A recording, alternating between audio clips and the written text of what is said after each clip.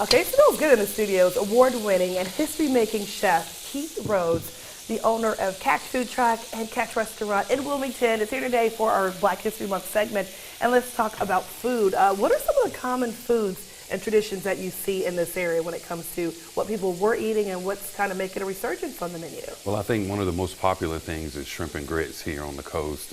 I like fish and grits as well, but shrimp and grits kind of represents a lot, and I don't think people really look beyond the plate when they think about that, but it's heavily influenced by Gullah culture and, you know, West African slaves that came over, that inhabited the coast of the Carolinas. And one of the things that they brought with them that was just like something that's really a phenomenon with chefs today is something called Carolina Gold rice. Okay. And so what we prepared today was a rice grits of sorts. It's long grain rice that has been broken up into little pieces. It looks different than your normal rice. Absolutely. Yeah, absolutely. That looks a lot different. Yeah, instead of it being long, it's kind of broken rice. Interesting. And so we cook this just like regular grits. A little bit of water, some cream, butter, salt and pepper. And then because the Gullah people inhabited the coast, seafood was really, really big. Right, because we're on the water, which makes sense. That's right, that's right. And when you think of the Carolinas, the #1 crop when it comes to seafood is shrimp.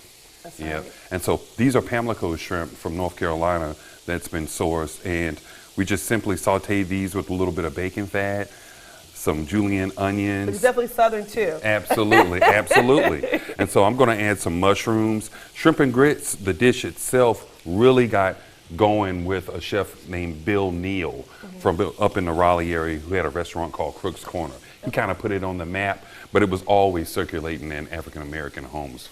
And I always think of two things. One, you think of shrimp and grits, you think, wow, it's expensive, especially when you go to restaurants.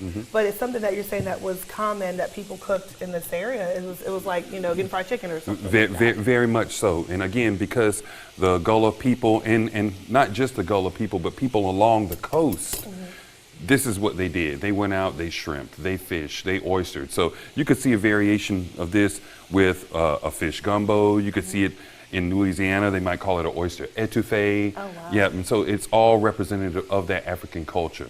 It's very simple, and it does represent the South. Now let's talk about the rice. I want to kind of show them.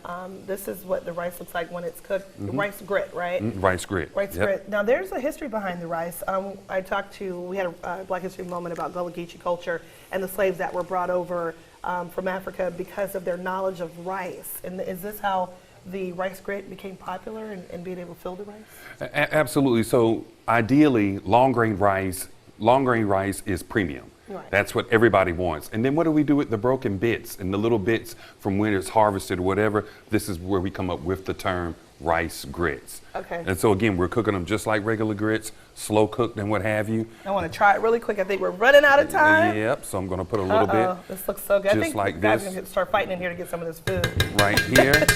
And then I'm going to finish it Okay. with just a little bit of shrimp right here. Ooh. And this is really easy. It's for dinner, it's for brunch, shrimp and grits, Gullah That style. looks good. Right on, my dear. Can I use this spoon of yours? Absolutely. All right, I'm gonna try this. And do they, man, the seasonings and everything, okay. Ooh. You're too kind. Right on. Right on. I don't even know what, I'm just gonna keep all this to myself. All right. Chef Rhodes, thank you for stopping by and sharing this Black History moment with us. For more Black History stories, tune in at 7 p.m. on weeknights on CBS.